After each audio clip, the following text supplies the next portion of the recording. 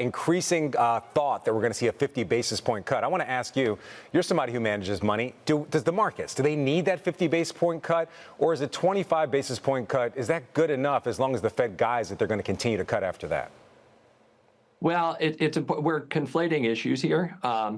The U.S. is going through a bit of a growth scare, and that's okay. I mean, that's what the Fed wanted. So the 114,000 jobs is still consistent with sort of stable unemployment levels, even though the unemployment rate rose because more people entered the workforce. You know, I was a little concerned when services ISM slipped negative in July, but it came back, or June, and it came back positive in July. I think the U.S. economy is fine. But the Fed is at 5.5%.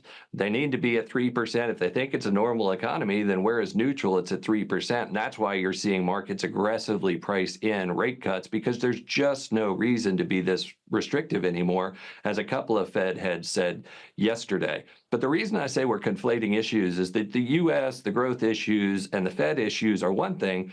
What's going on in the market is a currency issue. And because we spend all our time talking about stocks and sometimes bonds, we don't often talk about currencies.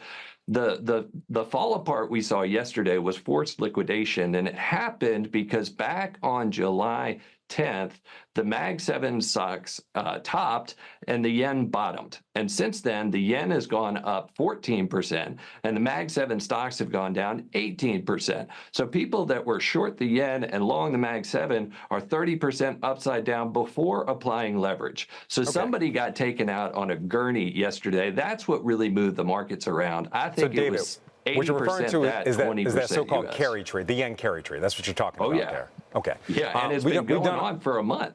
Okay, we've done a lot of talking about there on the network. I think a lot of people are pointing to that as well. I just want to get more focused on the markets. I know you wanted to talk about currency very briefly. Let's get back to talking about stocks.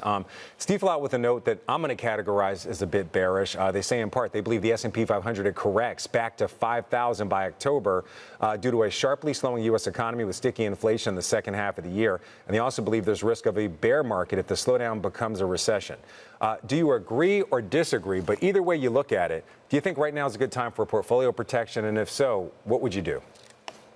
I mean, seasonally, we're in a weak period anyway. And in an election year, markets on average have 14% corrections. But from that moment, they go up 26% over the next year. So to me, this is just a window of opportunity for investors to get in. So if traders are batting this market around, and of course, when you have a big move, everybody comes out with bearish notes.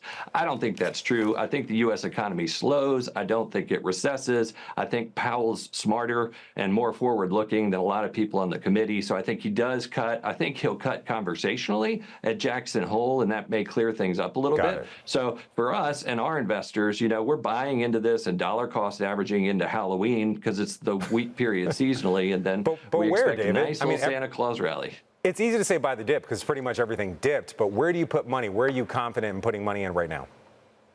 Well, we went from the Mag 7 trade to the rotation trade to the recession trade. I think we go back to the rotation trade, right? Which is cyclicals. We're talking industrials, materials, things like that, and financials? Yeah, and mid caps. You know, I think we end up in that part of the market and should do fine.